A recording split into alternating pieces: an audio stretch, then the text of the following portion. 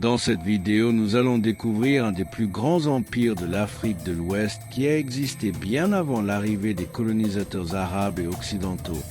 Savez-vous de quel empire il s'agit? Il s'agit de l'empire du Ghana. Situé entre le Sénégal, la Mauritanie et le Mali actuel, il a émergé dès le IVe siècle et était devenu un centre commercial majeur, rayonnant bien avant les grands empires européens. Cet empire avait le contrôle des routes commerciales du sel, de l'or et de l'ivoire. Sa capitale, Koumbi Saleh, était un carrefour de caravanes qui attirait des marchands venus du Maghreb et du Moyen-Orient.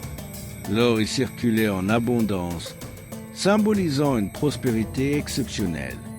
Imaginez un empire où l'or circulait à profusion et où chaque roi possédait de véritables montagnes de richesses.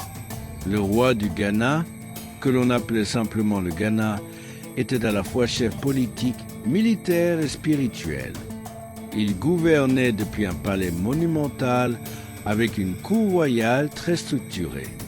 L'administration était structurée avec armée puissante qui a permis à l'empire de s'agrandir au fil des années.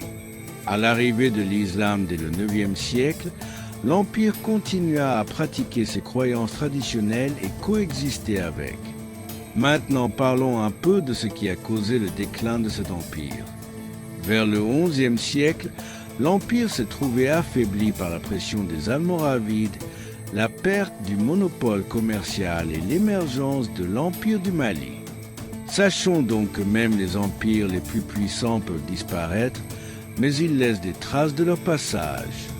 Malgré sa disparition, l'Empire du Ghana a tout de même réussi à nous transmettre son importance pour la mémoire de l'histoire du continent africain, donner de l'inspiration aux royaumes et empires qui ont suivi, en exemple l'Empire du Mali, Songhai et tant d'autres que nous aurons la chance de découvrir dans cette chaîne. Aujourd'hui, ces traces se trouvent dans l'architecture, les traditions et identités culturelles de toute l'Afrique de l'Ouest. Les ruines archéologiques à Koumbi Saleh témoignent de leur existence. L'héritage du Ghana nous rappelle que l'Afrique a toujours été terre de civilisation. Ce continent fut et restera une terre de grande civilisation. Si tu veux découvrir d'autres histoires puissantes de notre continent, abonne-toi. Notre histoire n'est pas morte, elle est vivante et elle commence ici.